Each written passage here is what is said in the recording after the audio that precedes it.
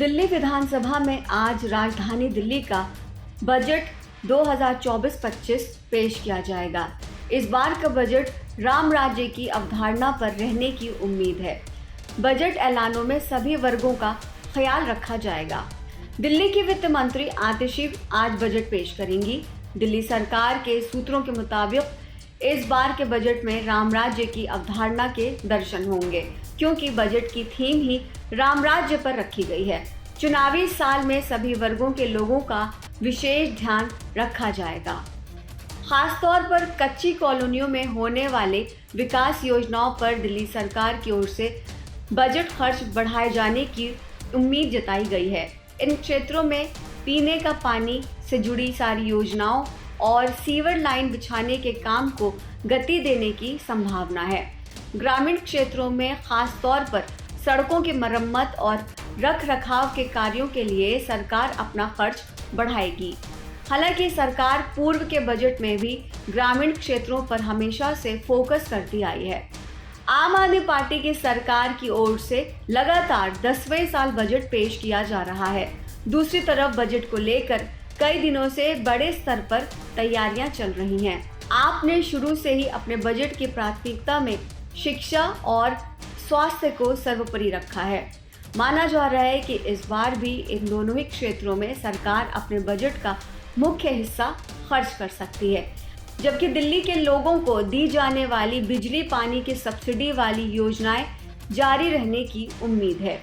हाल के दिनों में पानी के बिलों का एक मुश्त समाधान करने की योजना को लेकर आप और उपराज्यपाल कार्यालय के बीच टकराव की स्थिति देखने को मिलती रही है। वहीं आम आदमी पार्टी की ओर से इल्ज़ाम लगाए जाते हैं कि एलजी के दबाव में अधिकारी इस योजना को रोक रहे हैं। बजट में इस योजना को लेकर भी कुछ प्रावधान देखने को मिल सकता है।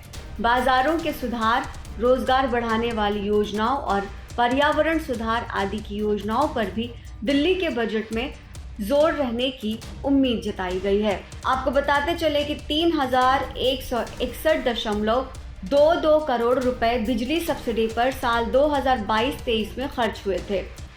वहीं अगर 2023 और 24 की बात की जाए तो 2,426.85 करोड़ रुपए बिजली सब्सिडी पर खर्च हुए। वहीं 3,450 घरों पर अध्ययन किया गया। 7.2% ने भविष्य में खर्च करने की योजना बनाई। ये खुलासा दिल्ली के वित्त मंत्री आतिशी ने शुक्रवार को विधानसभा में वित्त वर्ष 2023-24 की आर्थिक समीक्षा रिपोर्ट में बताया है। इस दौरान आतिशी ने कहा कि दिल्ली की अर्थव्यवस्था में रिकॉर्ड वृद्धि हुई है।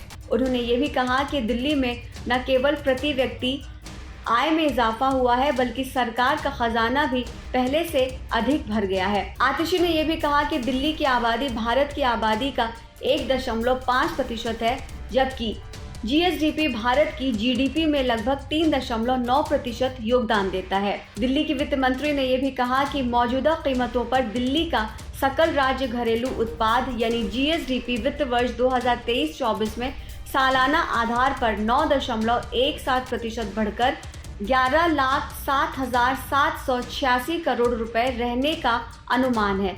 2022-23 में दिल्ली की जीएसडीपी 10,14,000 करोड़ थी। कोविड के बाद के समय में हमारा वास्तविक जीएसडीपी 2021-22 में 8.76% और 2022-23 में 7.85% की दर से बढ़ा, जो देश के बाकी हिस्सों की तुलना में तेज रहा है।